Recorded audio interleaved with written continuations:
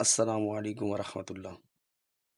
आज हम सीखेंगे कि इस तरह से खूबसूरत फॉक्स राइटिंग के लेटर किस तरह से बनते हैं और किस तरह से इसको इस तरह फिल कर सकते हैं। एक फिलिंग होती है जो मुकम्मल तौर पर फिल करते हैं लेटर को, जो मैंने पिछली क्लास में A to Z लिखवाए थे और आपने समझे भी थे।